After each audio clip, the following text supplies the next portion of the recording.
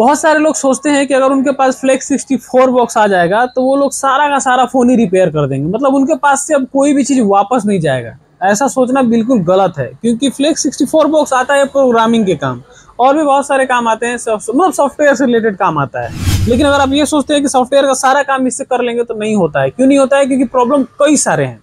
जब तक आपके पास बॉक्स नहीं, तब तक आपको लगता होगा कि सब कुछ हो पाएगा, बट जब बॉक्स आपके सामने आ जाएगा तब आपको ऐसी ऐसी प्रॉब्लम सामने आएगी कि आप माथा ऐसे पकड़ लोगे, करे तो करे क्या। तो कुछ प्रॉब्लम्स को मैं बताता हूँ जो मेरे को माइंड में भी आ रहा है। सबसे पहला प्रॉब्लम ये होता है कि जैसे मान लीजिए आपके पास कोई एकदम सस्ता फोन है, एकदम सस्ता फोन, और उस फोन में कस्टमर दिया बनवाने के लिए, उसमें आपको पता है कि उसका ईएमसी खराब है, या फिर ईएमसी हेल्थ खराब है, या फिर कुछ भी ऐसा करप्शन है जो कि आप फ्लेशिंग वगैरह से ठीक नहीं कर पा रहे हो। तो आखिरी ऑप्शन बचा है ईएमसी निकाल के उसको प्रोग्रामिंग करना। लेकिन जो सस्ते फोन होते हैं उसकी ईएमसी इतनी घटिया होती है कि आप उसको प्रोग्रामिंग कर ही नहीं सकते, सीधा चेंज करना पड़ जाता है। अब ऐसे में क्या कस्टमर अफोर्ड कर पाएगा उस खर्चे को? आप उतना टाइम उस फोन में दे पाओगे? मान लो जो कि आपका 6,000 का फोन है, 6-6,500 का फोन है, कस्टमर खरीद के लाया है। अब उसमें आप अगर मान लीजिए कि आप प्रोग्रामिंग का 1,500 रुपये मांग रहे हो, सपोज करो ईएमसी नया डाल रहे हो, तो क्या आप 1,500 रुपये में आपका काम चल जाएगा और कस्टमर उसको मान जाएगा, दे देगा? नहीं देते हैं, तो आपको फोन वापस करना पड़ता है, मेहनत भी वेस्ट जाता है। पहली प्रॉब्लम ये।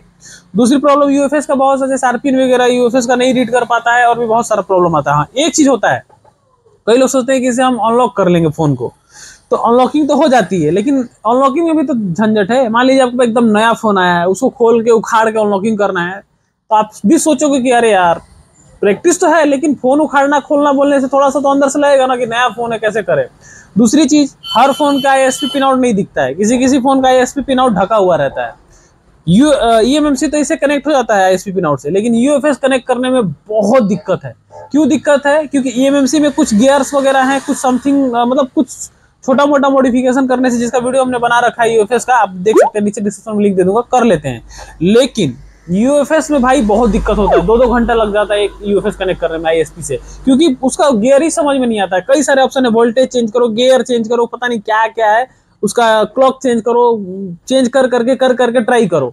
मतलब ऐसा होता है मल्टीपल टाइम्स सारी चीजों को चेंज करो। पता चला वोल्टेज चेंज कर दिए, गियर इस गियर में ये वोल्टेज सेट करे कि इस वोल्टेज में ये गियर सेट करे, मतलब बहुत सर दर्द है। तो कहने का मतलब है कि आईएसपी के मामले में दिक्कत है। हाँ, अगर आपको यूएफएस निकाल के भड़ाक से काम करना है तो बेटर है, उस मामले में आप इसका यूज कर सकते हो। और यूएफएस निकाल के आपका जितने भी फोन आ रहे हैं आपके पास, जो आपको लॉक के लिए जो आप ऑनलाइन यूएसबी से नहीं कराना चाहते हो, तो उसमें वही है, यूएफएस निकालो, प्रोग्रामिंग करो, रिस्क गया तो खत्म कहानी, अगर आपका प्रैक्टिस नहीं है तो।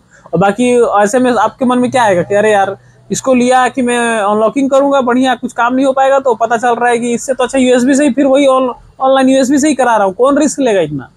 तो बहुत सारी चीजें मन में आती है, इसलिए नए यूजर्स को मैंने सोचा इस सब चीजों के बारे में बता दूं। बाकी अगर इससे रिलेटेड जो मैंने अभी टॉपिक बनाया है, इसमें और आगे अगर अगला पार्ट चाहते हैं आप लोग कमेंट कर दीजिएगा, तो मैं अगला पार्ट भी आपको बना के बता दूंगा इसके बारे में, और भी जो भी चीजें मुझे समझ में आएंगी।